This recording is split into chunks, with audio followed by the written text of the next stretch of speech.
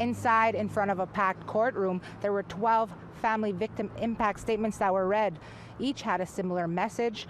They talked about the profound loss and pain that they constantly face, including the deep emotional and psychological trauma. Many talked about sleepless nights and the fear for their own safety after hearing the gruesome details during the trial of how Skibicki was intentional and racially motivated when he killed Rebecca Contois, Morgan Harris, Mercedes Myron, and Mashkode Bejiekwe, or Buffalo Woman. I'm happy that he'll be behind bars, but no, there's never going to be enough done to help me feel any better. What he did to those women, he deserves the exact same thing.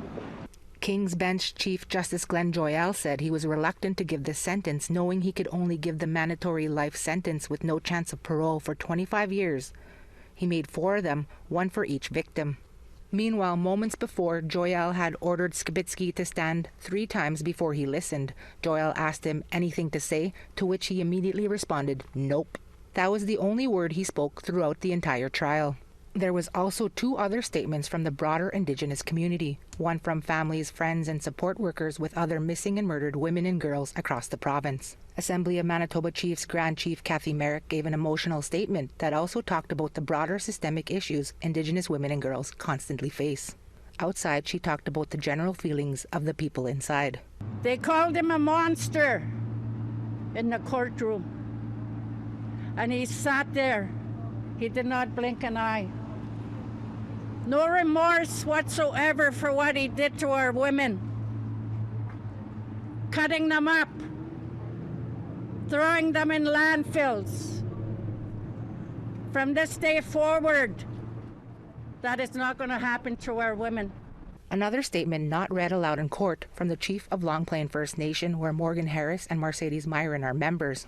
The statement said the horrific acts have had a significant effect on the people of Long Plain, and no amount of punishment will essentially be ever enough. Another statement by Skibicki's ex-wife and read in court by her mother talked about the importance of moving forward together while taking care of one another.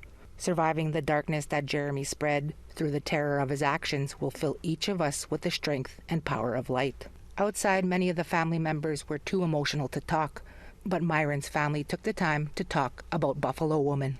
I had to say something for Buffalo Woman too, because she is part of it. She does have a family, and there was nobody there to talk for her, so I had to say something about her.